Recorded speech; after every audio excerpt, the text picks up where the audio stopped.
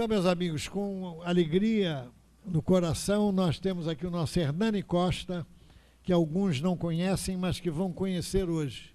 Então, vamos envolvê-lo com as nossas melhores vibrações para que ele se sinta na sua casa. Estou. Obrigado, boa noite. Prazer enorme estar aqui novamente com vocês. E nós não vamos falar de coisas simples, né? O espiritismo não é simples. A vida da gente não é simples, né? O nosso dia a dia não é, parece simples, mas não é. Uma simples tarefa de escovar um dente, demoraram-se no mínimo uns 35 mil anos para a gente inventar tudo que se passa nesse momento, de colocar uma simples pasta numa escova de dente, esfregar para evitar as cáries, fazer o básico de uma higiene bucal. Então foram 30 mil anos no mínimo de humanidade para a gente chegar hoje de manhã e escovar o dente. Nós não vamos falar de nada simples. É complexo pra caramba o que a gente vai falar. A nossa vida é super complexa, nós somos pessoas extremamente complexas, estamos lutando diariamente, fingindo que é simples, que não damos importância, que as coisas são fáceis para sobreviver, né? A gente dança de acordo com a música, e nós espíritas mais ainda cantamos músicas elucidantes. Se o Brasil perde é porque tinha que perder mesmo, porque era o destino, se ganhar melhor ainda, e a vida é assim. Mas não tem nada de simples, e a gente vai falar de coisas complexas, trazendo uma lógica e algum raciocínio para que a gente lembre disso depois. Então tudo que nós vamos discutir aqui tem uma lógica, e tem um raciocínio trazido por Deus, programado, que às vezes a gente pega mais fácil, às vezes mais difícil, aí tem que repetir, é assim que funciona. A repetição, recuperação, volta, reencarna, tem nova possibilidade, vamos em outro lugar, e é essa discussão que nós vamos fazer hoje. Eu escolhi um tema que é do 920 ao 926, que são felicidade e a infelicidade relativa, que dá no Livro dos Espíritos. E aí a gente vai começar criando uma lógica que eu sempre tento trazer, como tem muito tempo que eu não venho aqui no Eurípides, mas é bom a gente lembrar o que são os livros que são os básicos da nossa doutrina, né? As 5 obras básicas, e por que eles vieram nessas datas. A primeira obra, que é essa que a gente vai estudar hoje, da 920 a 926, é o Livro dos Espíritos. O Livro dos Espíritos, né, codificado por Allan Kardec, que é a base e se inicia a nossa doutrina em 1857, né, foi compilado por ele, na realidade, porque os médiuns é que trouxeram, e ele foi fazendo as perguntas, né, programando essas perguntas, trazendo inteligência com elas e compilando para lançar a primeira obra, que é o Livro dos Espíritos. Até então, nós não tínhamos ideia, por exemplo, o que é Deus. Né? A primeira questão, o que é Deus, né? Inteligência suprema, causa primária de todas as coisas. Até então, nós não tínhamos essa definição dessa paternidade como a inteligência suprema e a causa primária. Nesse livro, ele traz uma ideia do que é o plano espiritual, do que acontece conosco após desencarnar, o que nós somos como espírito, o que é o nosso corpo biológico, que modelo nós devemos seguir, que é Jesus como base, quais são as várias etapas de evolução desse espírito, quantos mundos, né, existem no universo, essas escalas evolutivas. Então, todas essas questões foram trazidas primariamente, quer dizer, o primeiro contato que nós tivemos foi no Livro dos Espíritos. Em seguida, em 1861, nós recebemos o Livro dos Médiuns. O Livro dos Médiuns trazia como tratar a diversidade dos espíritos que iam tentar comunicar conosco. A comunicação com o plano espiritual existe desde a primeira vez que encarnou um ser humano na Terra. Todos nós somos médiuns, mais ou menos ostensivos, e com qualidades mediúnicas diferentes. Então, quando encarnou o primeiro ser humano, começou a comunicação do plano espiritual conosco. Só que quando chegou no advento Moisés, que foi a primeira comunicação de Deus através de um médium poderoso conosco, né, através do povo hebreu, que era escravo no Egito, através de Moisés, a gente recebe aquelas informações dos 10 mandamentos e, em seguida, ele proíbe a comunicação com o plano espiritual. Por que isso foi proibido? Por que ele proibiu a comunicação com o plano espiritual, como nós vínhamos fazendo o tempo todo? Se vocês pegarem o Antigo Testamento, toda vez que um médium ia buscar uma pitonisa, né, buscar uma comunicação para obter alguma vantagem, vinha logo em seguida uma maldição ou um problema grave em cima dele. Por que essa proibição? Porque a primeira ordem, a primeira missão do povo hebreu e de Moisés era ensinar para todos nós quem era o Pai, que é a primeira pergunta do Livro dos Espíritos. Então a primeira missão de Moisés era mostrar para todos nós que existia um Deus com letra maiúscula, que não eram os deuses gregos, os deuses romanos, os deuses egípcios, era o Pai. E o que acontecia e acontece conosco quando a gente obtém alguma vantagem por uma dica dada por um espírito ou por um trabalho que nós fizemos? O que acontece? E aconteceu uma guerra. O povo judeu estava de um lado, né, e os essênios, seja quem fosse, estava lá do outro lado para acontecer a guerra. Aí um médium ia, recebia uma informação do plano espiritual para colocar o exército naquela posição, para atacar naquele dia, naquele horário. Recebeu uma informação do plano espiritual. Um espírito foi lá, viu o que estava acontecendo na outra tribo, viu onde estava posicionado o exército, veio aqui no teu ouvido e falou, ó, bota aqui e ataca nessa hora que você vai ganhar. Aí você foi lá e ganhou a guerra. O que esse espírito vira no dia seguinte para você? Deus.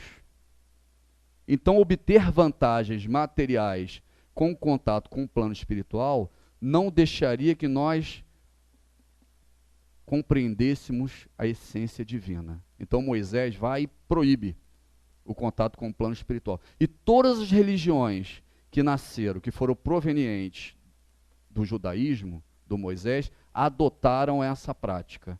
Então, os católicos não fazem essa, os protestantes não fazem, os muçulmanos não fazem e os judeus não fazem, a não ser dentro da igreja, da sinagoga, em ocasiões muito controladas e especiais. E isso ajudou demais a evolução do planeta. Tanto é que hoje 3/4 do planeta acreditam nessa paternidade. Então era indispensável no passado proibir ou coibir essa mediunidade. Por quê? Porque nós só fomos descobrir a qualidade dos espíritos e o que é necessário de um médium para discernir se esse espírito é do bem ou não, se está trazendo uma mensagem correta ou não, foi em 1861. Só em 61 nós descobrimos o que era trabalhar essa mediunidade. Vamos tentar exercitar até hoje. Por quê? Quanto se cobra ainda pela mediunidade no mundo, né? O quantos crimes, quantos problemas acontecem ainda por não utilizar a mediunidade corretamente. Então, todo o planeta que, apesar de colocarmos muitas bruxas na fogueira, né, as médiuns, apesar de atacarmos a mediunidade erroneamente esse tempo todo, o planeta ganhou muito tendo esse Deus único, a consciência dele. E os países, as regiões que não adotaram como prática a consciência do Deus único, a África, né, os índios aqui, todos essas tribos ou esses países que não tiveram acesso ao Deus único, a Moisés, o que eles continuaram fazendo? Recebendo informações, fazendo as pagelanças, né, trabalhando religiões que trabalhavam com o plano espiritual. Não é isso que acontecia nessas tribos? Só que essas tribos continuaram brigando entre elas. Porque se você não tem o mesmo pai, você não é irmão. Então essas tribos ficaram muitos e muitos séculos brigando entre elas. Por quê? Você desencarnava com um problema com a tribo vizinha. Aí você vai lá no médium e dá um toque e monta o exército. E o pau comendo. Vamos fazer um exercício hoje. Imaginem que hoje 3/4 do planeta acreditam no mesmo Deus. Teoricamente somos irmãos. Mas só porque temos Jesus como principal profeta, Maomé como principal profeta, né, os muçulmanos, aqui os cristãos, os muçulmanos, e os judeus com Moisés, Abraão e os grandes profetas, quer dizer, temos o mesmo Deus, mas porque temos profetas distintos, o que acontece? Ainda tem guerra. Imagina se o Deus fosse diferente. Então, apesar de termos os mesmos deuses, ainda temos resquícios de guerras, porque temos profetas distintos. Vou mais profundamente ainda. apesar de termos o mesmo profeta, só porque algum acredita que a primeira igreja é de Pedro, outros dizem que é de Paulo, que é ortodoxo, outros dizem que é de Lutero, é o mesmo profeta e o mesmo Deus, todos concordam? Nós, católicos, protestantes, né, ortodoxos, temos o mesmo profeta e o mesmo Deus, porque temos igrejas distintas, mesmo assim ainda acontecia até pouco tempo, guerra, né, o IRA contra a Inglaterra. Então, mesmo tendo o mesmo profeta, acontece. Os muçulmanos não brigam, os xiitas, sunitas, o mesmo profeta e o mesmo Deus. Imagina se fossem deuses distintos. Os povos que não tiveram esse privilégio, essa oportunidade de compreender esse Deus único, continuaram brigando entre eles. Por que Deus permitiu isso? Por que Deus permitiu que a África, que as tribos continuassem brigando entre si e perdessem a possibilidade de evoluir como todos os povos que abraçaram essa paternidade? Porque num futuro nós precisaríamos demais da mediunidade. Quem ia desenvolver essa mediunidade para mostrar para o planeta que existe o plano espiritual, como funciona, como vai ser o progresso, né, os mundos habitados? Então, apesar de eles terem pagaram, né, o preço alto das guerras, né, da perturbação mediúnica, no futuro seria indispensável. Tanto é que o espiritismo nasce na França, mas o maior país espírita é o Brasil. Porque viemos da herança negra, que tinha comunicação com o plano espiritual sem preconceito, e dos índios, desenvolvendo esses médios que estão aqui hoje, que se acham brancos, mas, com certeza absoluta, desenvolveram essa mediunidade graças a essa possibilidade. Tudo bem? Então vem o livro dos médiuns, para educar esses médios, e agora manter a mediunidade de uma forma consciente. Por quê que o livro dos médiuns é a segunda obra depois do livro dos espíritos? Porque a mais importante vinha em 1864, que é o Evangelho segundo o Espiritismo.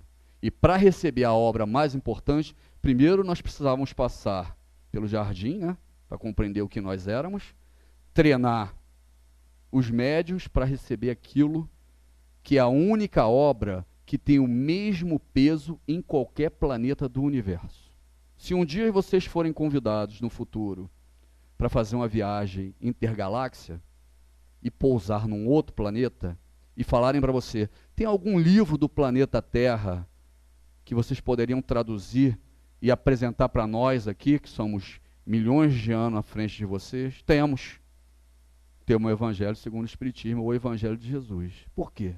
Porque é a única obra escrita no nosso planeta por um espírito que veio de um planeta celestial, que é o planeta mais evoluído na escala de mundos habitados no universo. Então, a única obra que nós podemos traduzir para qualquer língua do universo e vai ter o mesmo peso e a mesma importância moral e científica que tem no planetinha Terra é o Evangelho de Jesus. Então vocês podem traduzir, disparar aí nas cápsulas intergaláxias que tem o mesmo peso, eles vão dizer, pô, lá aquele planeta Terra é evoluído mesmo.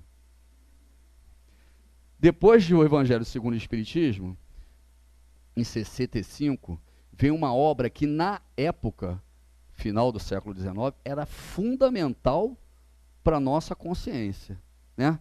Que era o céu e o inferno, ou as penas futuras. Porque naquela ocasião, o que nós estávamos preocupados era comprar a nossa paz do outro lado. Precisávamos comprar, né? Fazer as indulgências para garantir que quando eu morresse, as coisas iam estar menos pesadas do que nós imaginávamos. Então, o céu e o inferno mostra diversas classes de pessoas, de espíritos, e o que acontecia com eles ao plano espiritual, desmistificando aquela história do purgatório, do céu e do inferno, e principalmente das penas eternas. As penas eternas são os sofrimentos eternos. Então é sobre isso que a gente vai falar hoje. A felicidade e a infelicidade transitória. E o último da obra, acho que é 68, é a Gênese. Essas são as obras básicas de Kardec, que são as 5 obras que são a base de todo o estudo que nós temos. Se pegar a obra inteira de Divaldo Pereira Franco, está aqui. A obra inteira de Francisco Cândido Xavier está aqui. Emmanuel, André Luiz, qualquer obra espírita, a base são as 5 obras básicas codificadas por Allan Kardec. E, na dúvida, Evangelho de Jesus. Essa é a obra que tem o mesmo peso de importância e significância em qualquer lugar do universo. Então começa no Evangelho de Jesus, depois nas 5 obras de Kardec, e a gente vem evoluindo, né? Joana de Anjos, Amélia Rodrigues, tudo que a gente discute hoje. Tudo bem até agora?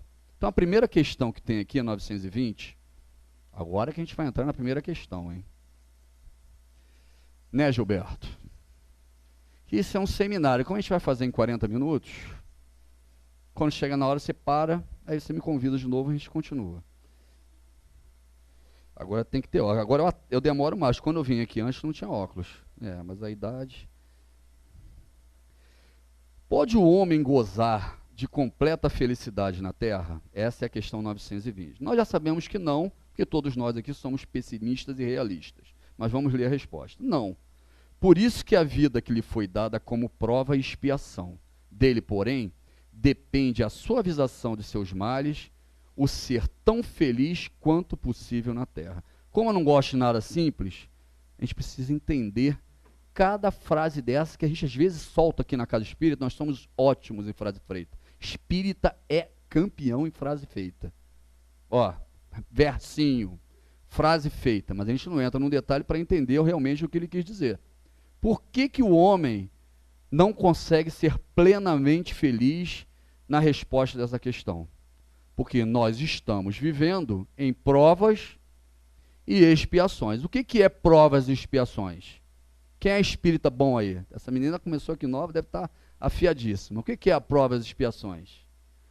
Provas e expiações é o segundo estágio de planeta habitado. Isso eu já aprendi. Mas o que que isso quer dizer?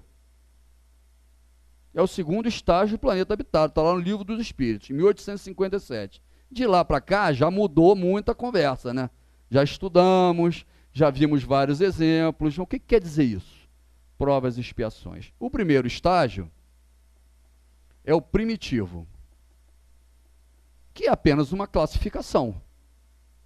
O que era o planeta no seu estágio primitivo? No seu estágio primitivo, ele foi formado, né? A caminho da luz, Emmanuel, né? Primeira reunião desses espíritos puros, engenheiros siderais no nosso orbe. Jesus comandava essa reunião, não é isso, Gilberto? Comandava essa reunião, pegou uma partícula da nebulosa solar e trouxe para resfriá-la e preparar essa escola onde nós estamos estudando esse tempo todo. Então, nesse momento, a escola formada e 25 bilhões de alunos que precisavam frequentá-la, não é? Nesse momento, na formação da escola, as crianças não estão nem no jardim de infância, estão no maternal ainda. No maternal, a criança está aprendendo o quê? Lavar as mãos, né? O mínimo de higiene pessoal, de respeito ao horário, não é o básico. Nesse momento, as crianças não estão ávidas por errar. Você deixa o seu filho de 2, 3 anos atravessar a rua sozinho? Qual é a chance de dar certo dele atravessar a rua sozinho com 2, 3 anos? É muito pequeno, né? A não ser que você feche lá dos dois lados. Primeiro buraquinho que ele passar, não é assim? Essa era a nossa condição. O planeta era primitivo porque os espíritos que estavam habitando esse planeta nas primeiras encarnações eram espíritos primitivos, espíritos primários, espíritos crianças, espíritos que cometem erros. Se deixar o seu filho do lado do fogão, cozinhando, com a água fervendo, qual a possibilidade dele entornar aquela panela e se queimar todo com ela? Não é grande? Deixa brincar com fogo, deixa meter o dedo na tomada. Por mais que você avise a ele que meter o dedo na tomada dá choque, é perigoso, qual é a chance dele não meter o dedo na tomada? Todos nós somos assim. E todos nós metemos o dedo na tomada enquanto o planeta era primitivo. Todos nós derrubamos panela de água fervendo quando o planeta era primitivo. Quando você derruba uma panela com água fervendo, o que pode acontecer com essa água fervendo? Cair em você e te queimar, e você fica o resto da vida com aquela marca, não é isso? Ou cair em alguém e queimar alguém, essa pessoa fica com essa marca. Todo mundo concorda com isso? Então, nesse momento, nós estávamos cometendo um monte de erro que feria a minha vida, quando o erro era contra mim, ou o outro. Então, aqui 100% do planeta estava treinando que jogar a água fervendo, meter a mão na panela, meter o dedo na tomada, atravessar a rua sem olhar, causa dor em você ou no outro. O tempo todo ferindo, oprimindo, tomando aquilo que não era mérito seu. O animal não faz isso. Não é justo o animal matar o outro para sobreviver. Só que a gente precisa evoluir para você ter mérito e merecer aquilo que você está fazendo. 100% do planeta cometendo erros e aprendendo que aquilo causa dor, um dia você percebe que aquilo está te causando dor. Todos concordam? Não vou mais derrubar essa panela de água fervendo, porque isso queima e dói pra caramba. Tem que fazer um monte de curativo, eu paro no hospital. Todo mundo concorda com isso? Só que você precisa, além de aprender que não deve meter a mão na água fervendo, ou na panela que está fazendo a comida, você tem que aprender a manusear aquela panela. Senão não vai ter comida para ninguém. Todo mundo concorda? Não basta não meter a mão no fogão. Eu tenho que aprender a usar o fogão para que todos possam se alimentar. Todo mundo percebe a diferença disso? Eu já sei que se entrar na cozinha, eu me queimo. Só que eu preciso entrar na cozinha. Alguém precisa entrar na cozinha e manusear aquela panela, aquela energia elétrica, aquele carro, sem ferir e sem se ferir. Todos concordam? E nós fomos treinando isso. Quando 50% desse planeta já sabia que meter a mão na panela de água fervendo causava queimaduras, precisava ensinar para os outros 50% para não meter a mão na água da panela fervendo, mas que tinha que aprender a utilizar essas condições. Nesse momento, o que eu estou fazendo? Eu estou provando. O que é uma prova? Quem é que estudou aqui ou está estudando ainda? O que acontece quando você chega na sala de aula para fazer uma prova?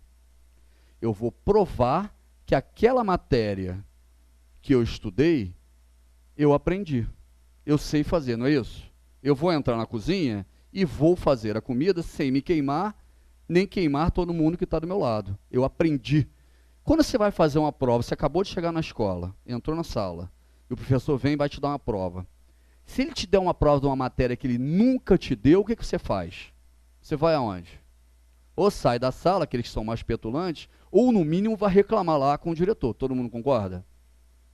Então nenhum de nós faz prova sem que a gente tenha recebido a matéria. Todos concordam? Por mais que a gente chore e reclame, ou não lembre, nós já demos essa matéria. Senão Deus não seria justo, não é? Então a matéria foi dada, a gente não lembra, ou talvez não tenha prestado atenção suficiente. Por isso que eu vou fazer a prova. Se a prova está muito fácil, você está na série errada. Todo mundo concorda? Pô, me matriculei no colégio agora, pai, tranquilo, mole, mole, mole. Só que eu estava no segundo grau, que agora é, como é que é? Ensino médio, e eu fui lá e me matriculei na quinta série do supletivo, só para ficar com o boletim todo azul. Está perdendo tempo, não é?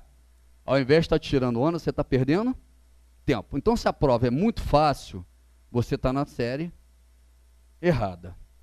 Tem que fazer a prova da série correta. Quanto mais estudar, quanto mais trabalhar, quanto mais possibilidade tiver, mais difícil vai ser a prova. Senão, não vai evoluir, cara. Está perdendo tempo, está enganando todo mundo e se enganando. Ah, estou em casa, vou lá, preparo, vou lá, faço uma palestrinha mole, fico de bem com o Gilberto, quando tiver problema do outro lado ele já me dá uma força, e quando eu desencarnar eu chamo o Bezerra para me ajudar. Só que ao invés de ver Bezerra de Menezes, vai ver o Bezerra da Silva. Porque você não fez as provas, não trabalhou corretamente. Bezerra, Bezerra, Bezerra, e vem ele, pá! Na hora, batucando e tudo, e você vai com ele que está tudo certo. Porque as provas que você fez foi para Bezerra da Silva, não foi Bezerra de Menezes. É assim que funciona. Além das provas, nós temos um outro estágio nesse planeta que nós não conseguimos ser felizes ainda, que é a expiação. Então eu faço a prova, passo ou não passo. Não passei, recuperação. Não passei, repito de ano, reencarno e vamos tentar de novo. Não é isso? E a expiação? Porque apesar de eu ter aprendido já, ou acho que sei cozinhar, porque muita gente acha que sabe cozinhar, né? Na hora H que a gente vê, né? Que a história não é bem assim. Mas aí tudo bem que nós somos espíritas, a gente finge que tá bom, né, Gilberto? E toca para frente. Mas é o mesmo exemplo. Muita gente acha que está perfeito na prova. Ó, já tô cozinhando bem, já aprendi, já manuseei as panelas, já não queimo mais ninguém, o troço está andando. Mas e as pessoas que você queimou lá atrás? E as pessoas que você enganou? E as marcas que você trouxe? Então não adianta só passar na prova. Tem que pagar o carnê das Casas Bahia da compra que você fez. Não é isso? Ou da C&A. O da C&A é mais gostoso. Da Casa Bahia ainda dura mais, né? Da C&A você vai lá, olha a roupa nova, ou naquelas lojas mais caras que eu nem sei o nome de mulher, aí você olha aquele sapato, esse é o sapato da minha vida, Gilberto. Eu quero ele de qualquer maneira. Assim, esse sapato não tem felicidade, aquele maluco lá foi falar, mas eu não acredito. Eu quero o sapato, vai lá 500 pratas no sapato, financia em 24 meses. 3 meses depois, acabou a Copa, aquele sapato verde e amarelo não serve para nada mais. Não tira mais onda nenhuma. Só que tem mais 23 parcelas para pagar, né? Então, o que era a felicidade da sua vida, em 3 meses virou peso no teu bolso. É assim que nós vivemos. Na hora que a gente engana a vizinha para pegar o marido dela, né? Ou engana o vizinho para pegar a esposa dele, que é a mulher da nossa vida, é assim que a gente faz, para enganar, né? Tira o emprego do outro, tira o namorado da outra, tira... É assim que a gente vai, que é a coisa mais importante da nossa vida. Daqui a 50 anos, meu amigo, é igual o sapato, em 3 meses. Como é que eu devolvo isso? C&A não quer te ver nem pintada. A única coisa que ela quer ver é o carnê, ó. Não é isso? Teu vizinho não quer mais a mulher de volta. Ó, amigão, pode ficar agora. Se vira com esse arroz queimado aí que ela fazia aqui, porque você levou, meu amigo. Então a expiação é pagar aquilo que nós achávamos que era a coisa mais importante da nossa vida e ficamos depois reencarnações e encarnações, dezenas, centenas, séculos para pagar. Prova, pagamento de dívida. Prova, pagamento de dívida. Alguém é feliz fazendo prova e pagando dívida? Por isso que ele falou. Enquanto vocês estiverem no planeta de prova e expiação, amigo, você se ilude que é feliz. Porque quando você vê na televisão lá o Cauã Raymond, você fala, eu quero ele aqui em casa de qualquer maneira. Pergunta a Grazi se ela quer de novo. E a outra que pegou? Já capotou umas 3 vezes, ó, espiando. É muita expiação, meu amigo. Cuidado com o sapato que você quer, né, Gilberto? Porque é 2 felicidades, quando você compra e quando você vende. Tudo bem até aqui? É assim que funciona. Os desejos têm aquele pedacinho de sabor, depois já... Se for uma coisa que você ganhou por mérito, por trabalho, por desenvolvimento, cara, pelo menos eu ganhei a capacidade de fazer, o exercício, né? Estudo e trabalho, não é assim que funciona? Estudo e trabalho. Mas quando você pega ferindo o outro, enganando o outro, ferindo a você, te enganando, aí é muito caro. É muito caro. Por que nós esquecemos o passado toda vez que encarnamos? Por que nós esquecemos o passado? Porque senão a prova não ia ter graça.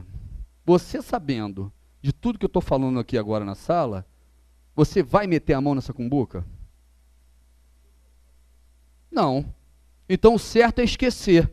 Aí vem a oportunidade. Será que eu vou fazer porque eu lembro do problema que vai me causar, ou porque realmente meu coração, meu sentimento está aberto e eu não quero fazer? Eu não vou prejudicar. Esse é o sabor da reencarnação.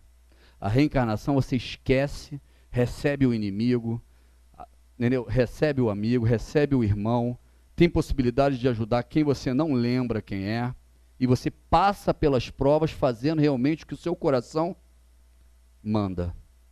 Então, o seu inimigo vem como filho, você ama ele profundamente. O seu maior amor vem como um mendigo ou um vizinho com problema, e você não reconhece e acaba rechaçando. Então, não é o passado que define, é o seu coração, é o seu sentimento, é o quanto você está pronto realmente para fazer a prova, e não porque vai ser punido. É como se hoje não tivesse lei mais aqui no país. Não tem mais lei, não tem mais lei seca.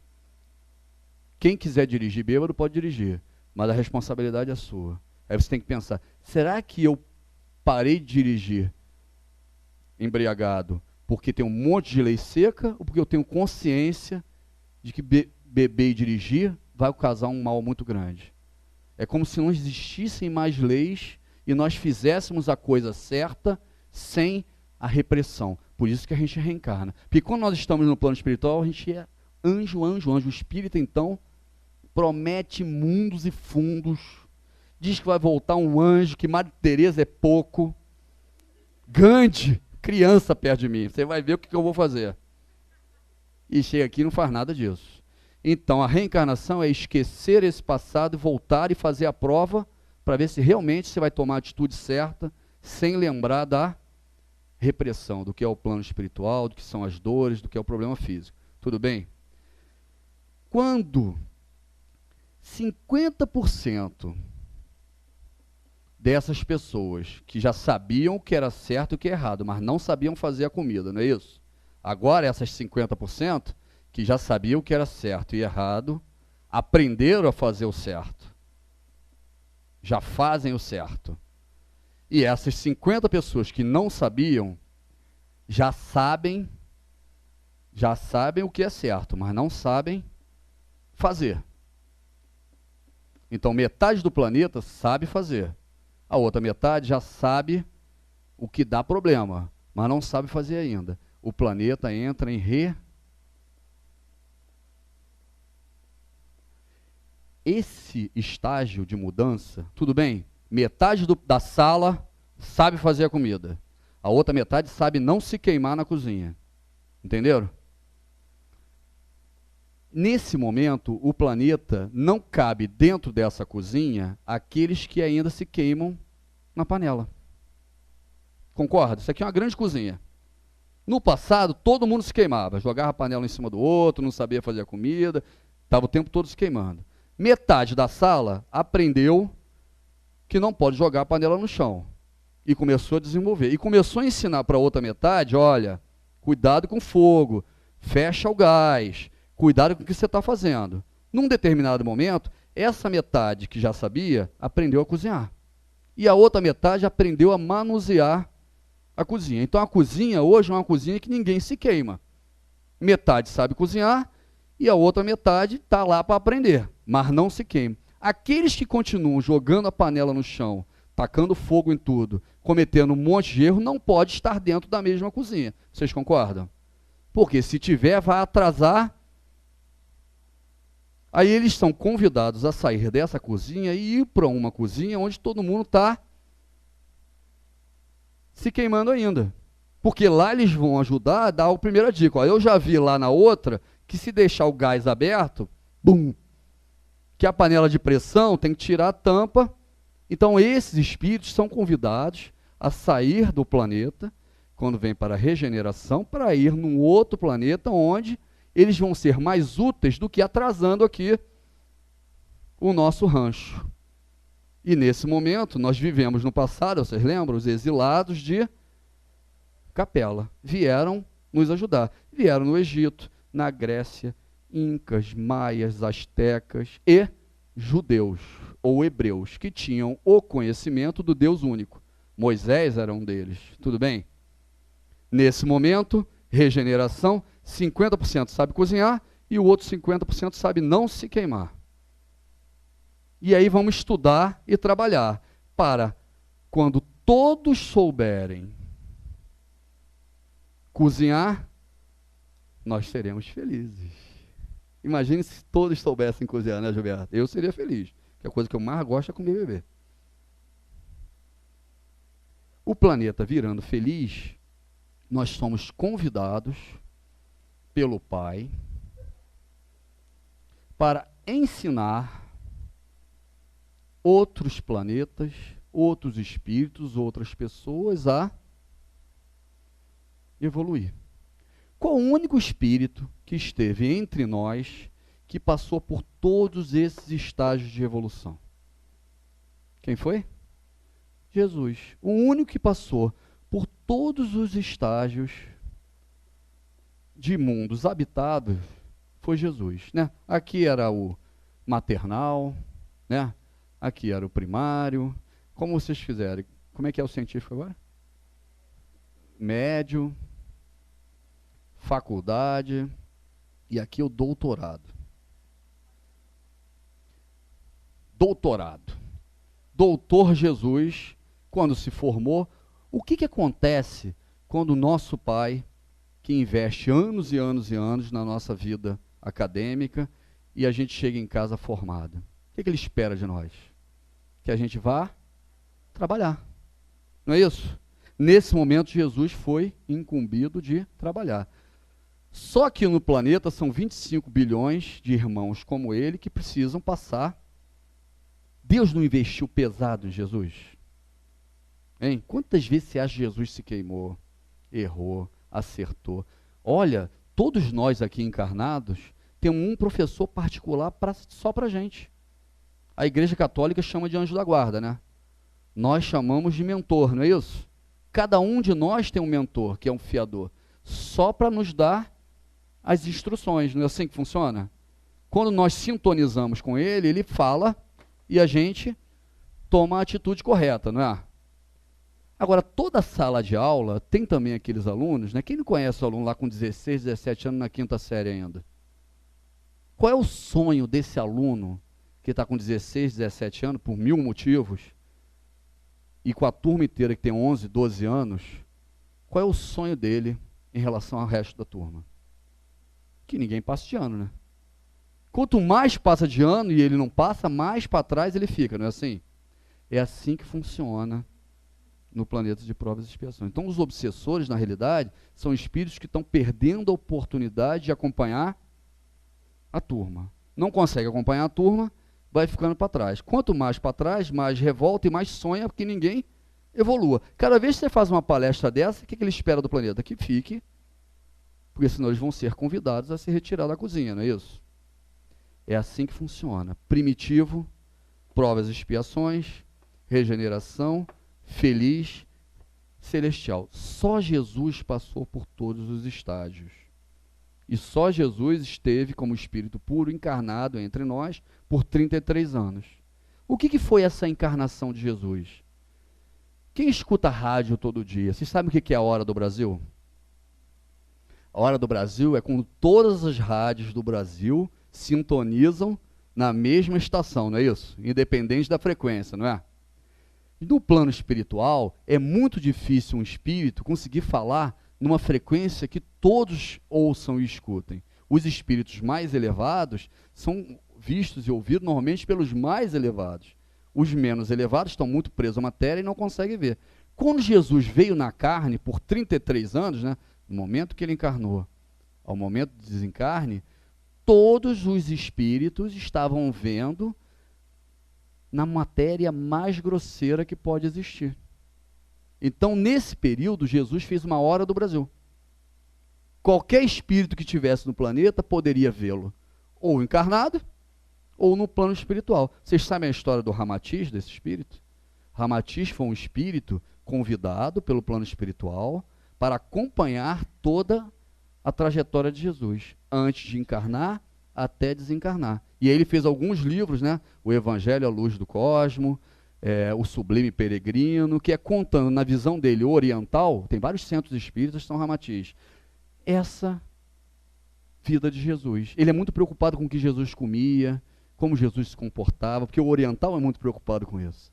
Então a obra de Ramatiz é ele olhando como um espírito oriental e não ocidental a vinda de Jesus. E ele dá vários depoimentos, são interessantíssimos para essa obra, que não são obras espíritas kardecistas, mas que agregam para você perceber um espírito com uma visão diferente, né, de uma outra encarnação no planeta, olhando essa hora do Brasil. Todos os espíritos viram, Buda, Krishna, Ramatiz, todos tiveram a possibilidade de ver esse espírito que é único, porque é o único espírito que veio de um planeta celestial e encarnou entre nós.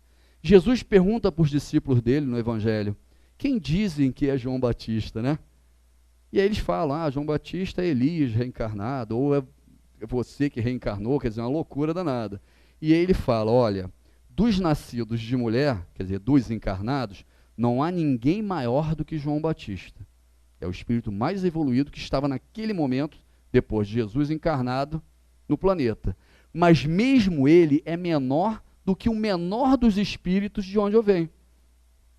Porque João Batista não era num planeta celestial, provavelmente num planeta de regeneração.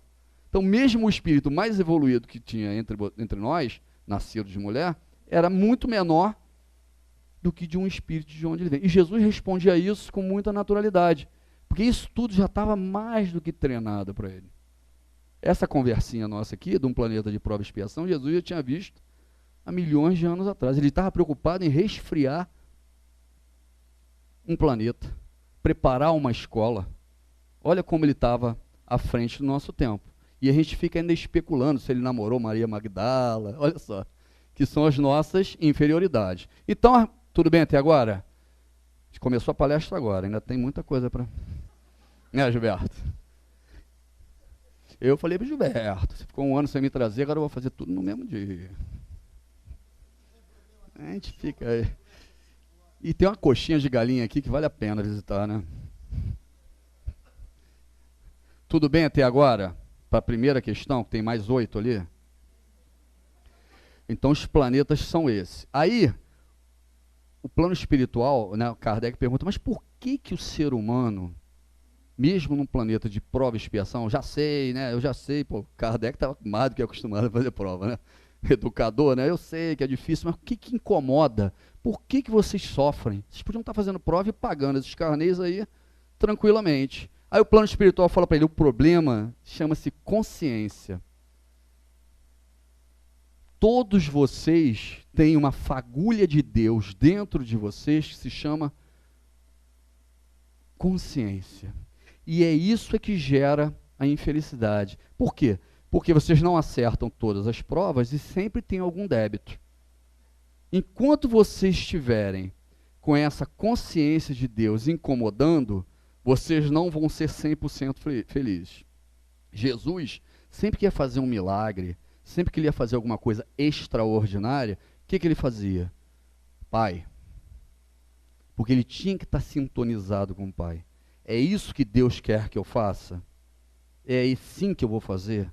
É isso que vai mudar a história desses irmãos? Eu não posso errar, porque eu tenho 33 anos e foi muito difícil encarnar. Jesus ficou até os 30 anos de idade se preparando. Vocês sabem disso, né? Jesus ficou até os 30 anos de idade se preparando.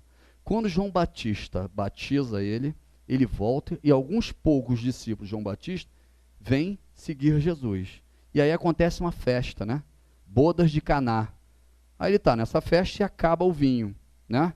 Parece o milagre mais simples de todo, né? O único milagre que ele não cura ninguém, que ele não resolve um problema grave, que ele simplesmente, por capricho de Maria, ele transforma a água em vinho, né? Não parece um milagre menos importante? Mas foi o mais importante de todos. Por quê?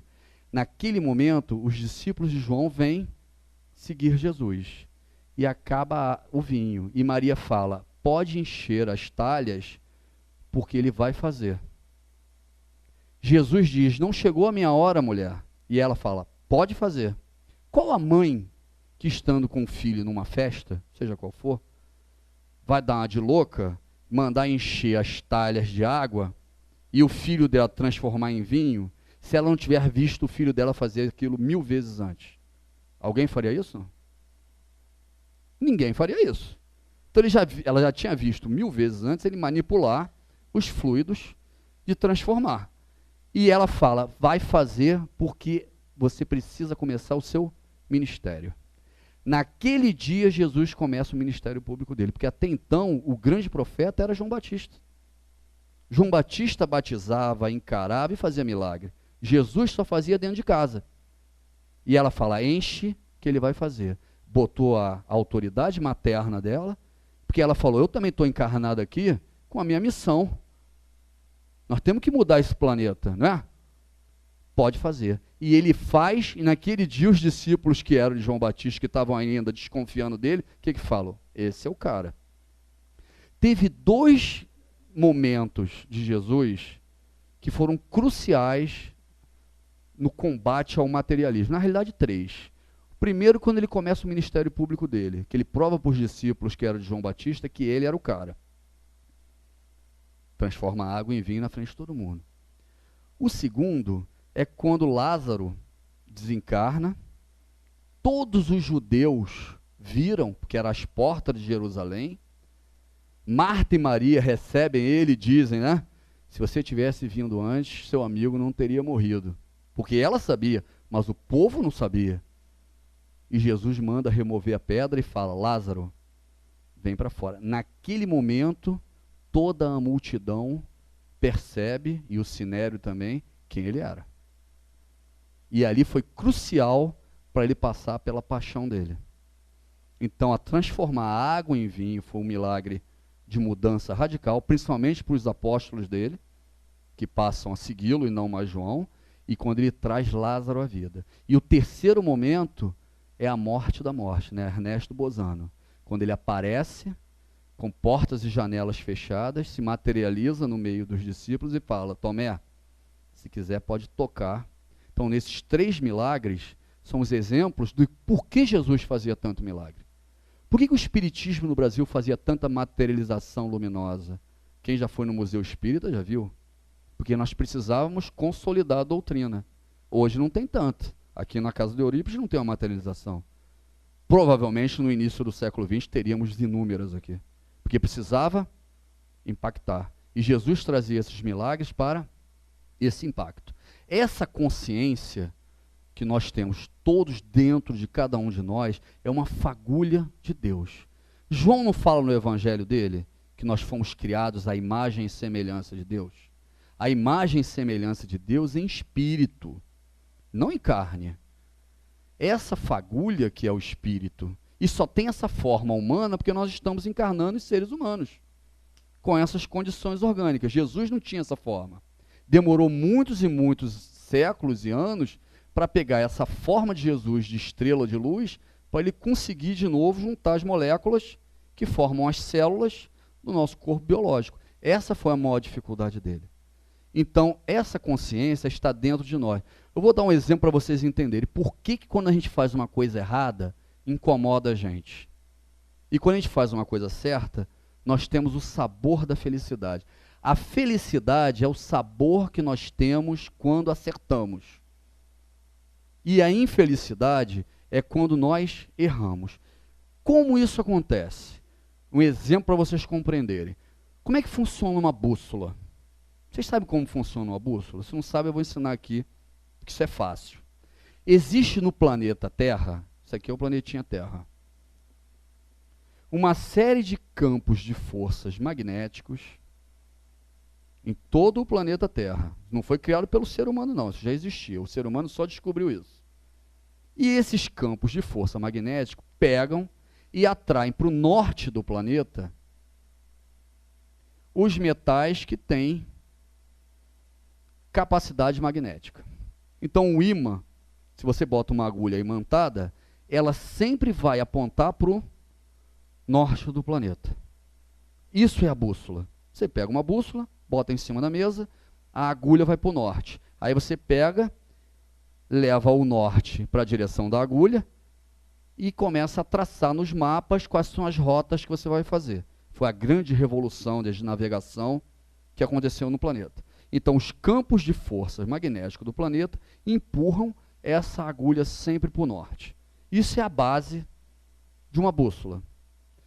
Nós temos a nossa consciência, e a nossa consciência empurra o nosso espírito sempre na direção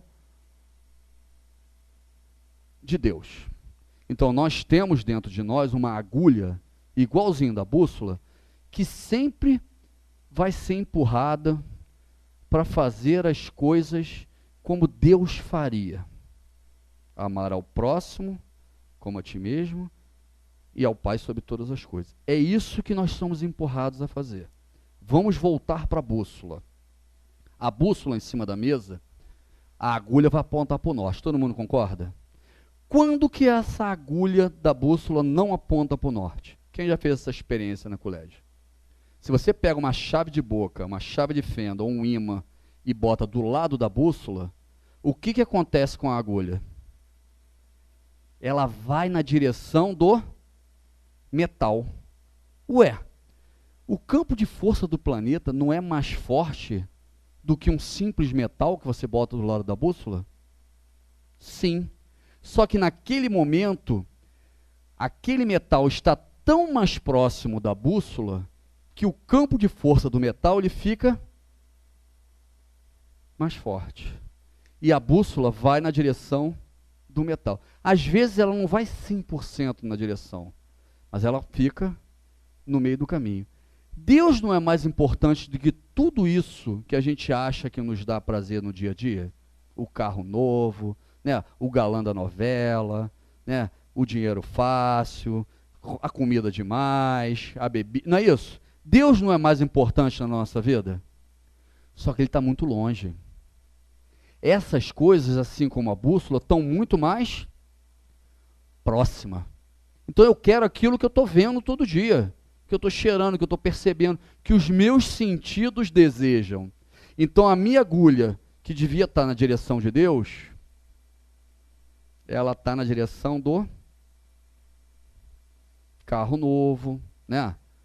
Do sapato novo, da comidinha, de tudo que é material.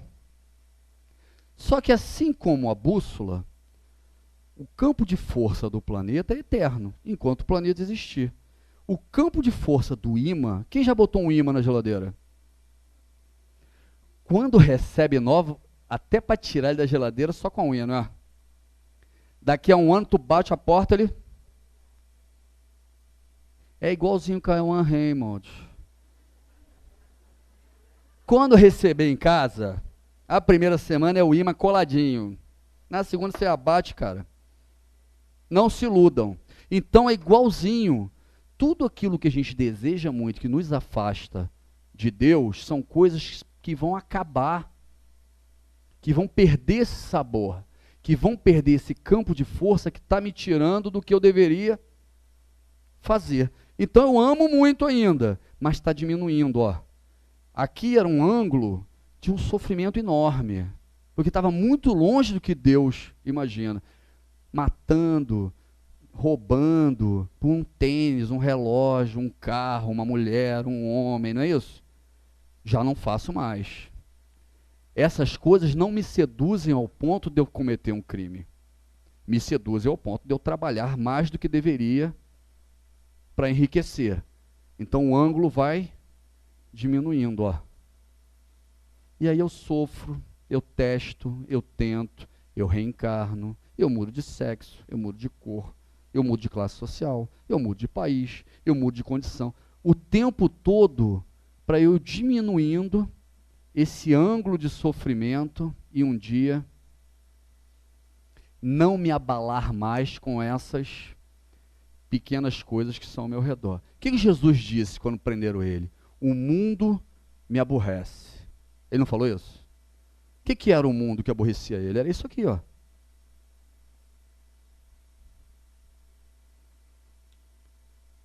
E aí no final ele falou, eu venci o mundo. Nada disso me seduziu. Eu vim E nada disso me seduziu. Porque eu já provei isso. Eu já vivi isso. E essas coisas não me seduzem mais. Aí você fala, pô, Hernani, tá muito difícil. Começou tranquilo, a gente riu um bocado, mas agora eu acordo de manhã para comprar aquele sapato, cara. Eu quero ficar bonitona, comprar o biquíni, eu quero ir para a praia, eu quero pegar o bronzeado, eu sonho com o Kyle Hammond, vou trocar agora eu quero outro galã, é porque eu só sei ele. Tem outro galã, eu quero... Não vejo novela, não sei muito bem. Mas vamos pensar, é Tarcísio Meira, esse tá velho já. Francisco Oco. Pô, dá outro galã aí, Gilberto. Mas você gosta do galãzinho, Gilberto. Então não sei os galãs, mas todo mundo está desejando alguma coisa, né? Relógio novo, eu gosto dos relógios. Então cada um tem um desejo. E você está dizendo, pô, não, isso aí, então eu não vou trabalhar mais, não vou estudar, não vou me embelezar, não vou malhar, porque qual o prazer que eu tenho? Como eu faço para levar essa agulha para a posição certa e continuar exercitando e trabalhando? Quantos minutos tem ainda? Então tá bom. Aí a gente vai comer uma coxinha e volta para a segunda. Jesus já sabia disso.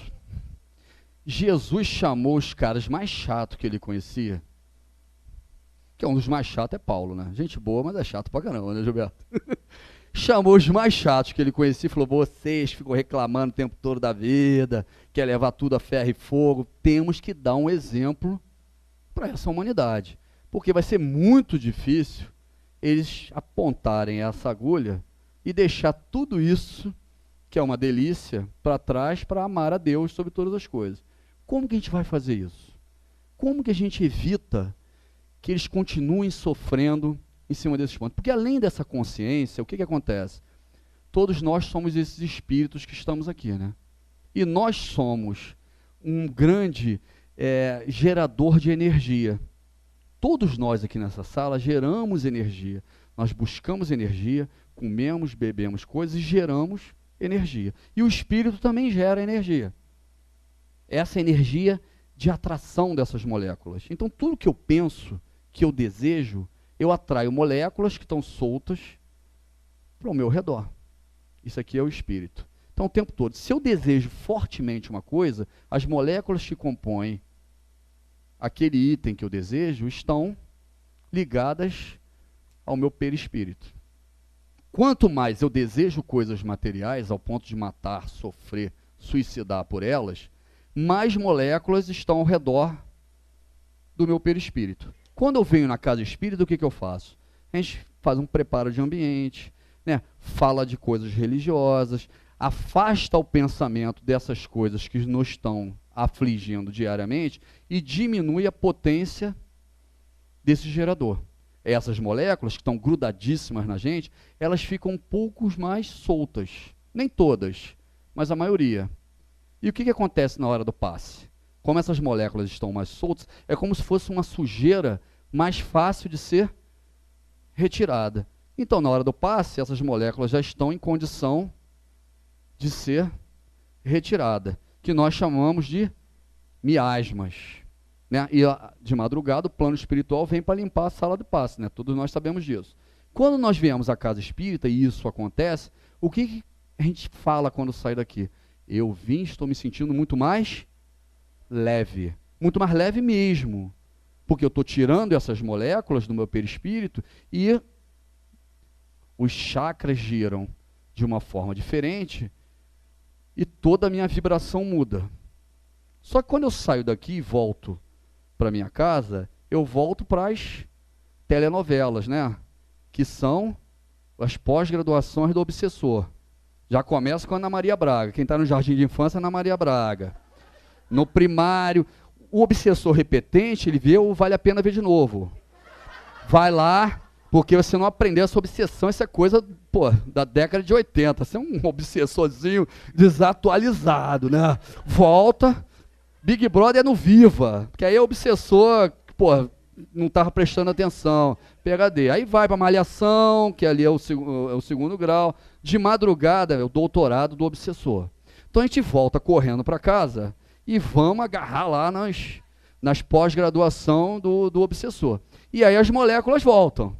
Quando chega no domingo, que toca a musiquinha do Fantástico, como é que você está, Gilberto? É 400 mil moléculas pesadas em cima da gente, né? E acha que a culpa é do Fantástico, não tem nada a ver com o Fantástico. A culpa é tua. E aí volta pesado de novo. Vem para cá, prepara-se a palestra e os papapasses ficam maravilhados. Adoro, né? Palestra que não tem passe, não tem público, né, Gilberto?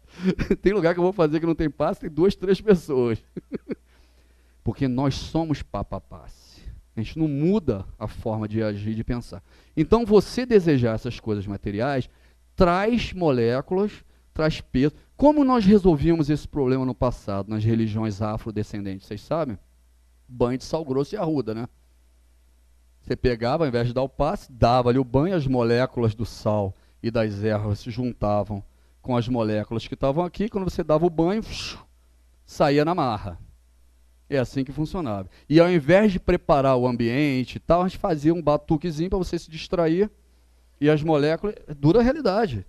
É o empírico, né? O conhecimento empírico. André Luiz vai visitar uma casa de Umbanda no plano espiritual, ele sai encantado como o conhecimento empírico é eficaz e funcionava. E como tinha espíritos de alto grau de elevação trabalhando através de mãe de santo e pai de santo para ajudar nessa... Então nós já sabíamos fazer isso empiricamente. Agora nós fazemos conscientemente, mas não mudamos a forma de pensar. Então essas moléculas que formam esse perispírito, qual é a diferença de um espírito puro para um espírito trevoso? Quantidade de molécula. É igual uma lâmpada. Se pegar um papel celofane e envolver essa lâmpada, ela perde a luminosidade. Tirou o papel, não tem diferença nenhuma de um espírito de luz, a não ser o que ele deseja, o que lhe aflige. Né? Você estará onde seu coração estiver. Qual é a fórmula, então, que nós temos? Agora é 3 minutos para falar. Para mudar a nossa forma de reagir, de pensar, de não atrair essas moléculas, mas não deixar de trabalhar, de acordar, escovar o dente, sair para o trabalho, estudar, se desenvolver. Como é que pode? Se tudo que eu desejo é ilegal, imoral ou engorda, não é assim que o Roberto fala? Né? Tudo que eu gosto é ilegal, imoral ou engorda. Então não dá para... Eu tenho que fazer alguma coisa. E aí Paulo traz um modelo para nós compreendermos, né, qual a única forma que nós temos de continuar exercitando, trabalhando, desenvolvendo e buscando essa felicidade. Qual foi a fórmula que Jesus trouxe para a gente? A gente acha simples também, fica repetindo para todo lado, mas não pensa matematicamente. O que Jesus falou? Vocês podem esquecer os 10 mandamentos. Vocês não podem esquecer 2, não é isso? Como é que era? Amar a Deus sobre todas as coisas, não é isso? Não era o primeiro? E o próximo como a ti mesmo. Então o próximo está aqui e você está aqui. O que quer dizer o próximo como a ti mesmo? O que quer dizer essa equação? Se eu fosse transformar isso em matemática, o que seria o próximo como a ti mesmo? Igual. Ele mandou amar mais o próximo do que a você? Ele mandou amar mais você? Não. Deus sobre todas as coisas e um outro mandamento similar ao primeiro. Próximo como a ti mesmo. Não é isso que ele falou? Se vocês conseguirem equilibrar essa equação, vocês podem jogar essa palestra inteira fora que vai dar certo. Não é isso que ele falou? E aí você começa a exercitar essa equação. Você normalmente gosta muito de você. Paulo era assim, né? Saulo era um garoto prodígio, né? Que nasceu em Tarso, foi descoberto pelos romanos, levou para estudar lá, trabalhar lá. Saulo era tudo de bom.com.br. Lindo, bonito, inteligente, charmoso, tudo de bom, falava vários idiomas. Então você normalmente tem vários coraçõezinhos desse lado da balança. Eu gosto de mim, eu tenho saúde, eu mereço, eu mereço, eu mereço. E a balança começa a ficar cheia de amorzinho por você e cai para esse lado. Quando vem a prova, ou você tem que pagar o carnê, né? A gente não está no planeta de prova e expiação. Por que que eu? Tanta gente ruim para sofrer, para ter problema, e logo comigo, o que eu fiz para estar merecendo? Eu sou tudodebom.com.br. E aí começa a depressão, e aí começam os problemas psicológicos, aí começa a tristeza, a melancolia, acorda. Então, se você gostar muito de você e não gostar do outro, a balança cai para esse lado. O orgulho e o egoísmo vão te cegar. Em algum momento, quando vier a prova, ou tiver que pagar o carnê, você vai se revoltar contra Deus. E o contrário, que tem muito em casa espírita. Ah, já sou velho, já dei o que tinha que dar, agora são meus filhos, meus netos, meu marido, a casa espírita. Mal cuido da minha saúde, mas trabalho o dia inteiro para minha família, para o meu neto, para o meu filho, para o meu marido, para minha esposa. A balança cai para o outro lado, a autoestima vai embora. Os maiores crimes que acontecem são por isso. Você reflete toda a sua felicidade no outro. Na sua família, no seu filho, no seu neto, no seu marido, na sua esposa.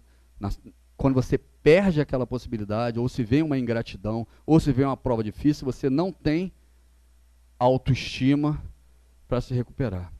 E quem não tem amor a si mesmo, quem não tem do lado da balança nada, como é que você vai doar para o outro lado? Aí eu não vou ao médico, aí vou buscar autoajuda, vou procurar o psiquiatra, e o Laí Ribeiro fica milionário vendendo livro de autoajuda. Por quê? Porque eu não gosto de mim, eu não me amo, eu não me respeito.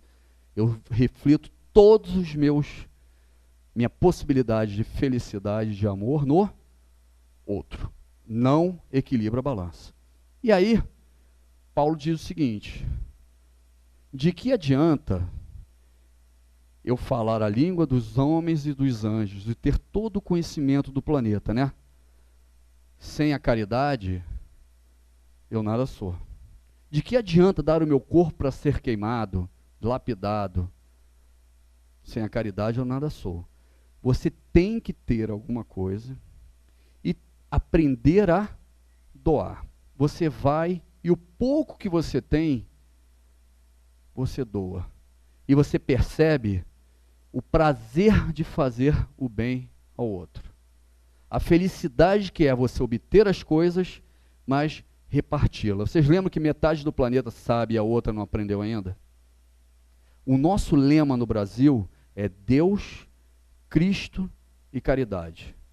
Não existe nenhum espírito encarnado no Brasil que não precise passar pela caridade. Essa é a bandeira de Ismael, que é o nosso governador. Então você tem alguma coisa, você nasce com essa coisa, você adquire essa coisa. Por menor que ela seja, você vai lá e treina a doar o teu tempo, o seu carinho, a sua atenção. Começa na família, começa na vizinhança.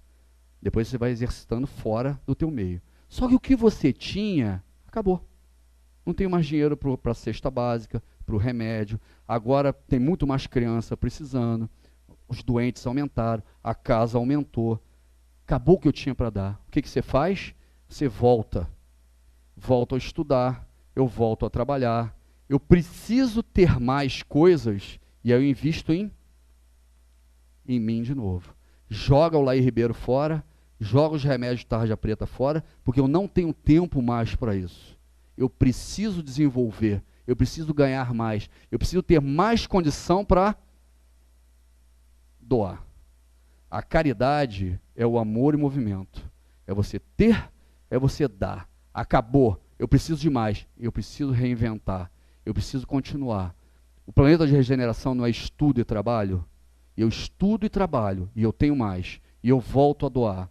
Isso é o amor em movimento. Para encerrar, por que Deus, você e o próximo são os únicos 3 elementos que Jesus deu para nós focarmos na nossa evolução? Porque são os únicos 3 elementos que não são materiais e que nós podemos amar. O resto é tudo material. Ah, eu amo profundamente meu filho. Se é o seu filho só que você ama, é porque ele veio da sua carne. Você, como espírito, é o que você vai levar eternamente. O seu próximo, como espírito, é o que você vai levar eternamente. E Deus é imaterial. As únicas 3 coisas que nós podemos amar, desejar e trabalhar que não são materiais, ou seja, não tem moléculas que vão compor o meu perispírito, é você como espírito, o próximo, independente da cor, do sexo, da idade e do corpo, e a Deus. Amar a Deus, ao próximo e a você, são amar as únicas 3 coisas no universo que não são materiais. É isso que é a equação, tudo é física e matemática. E o resto é brincadeira. Obrigado.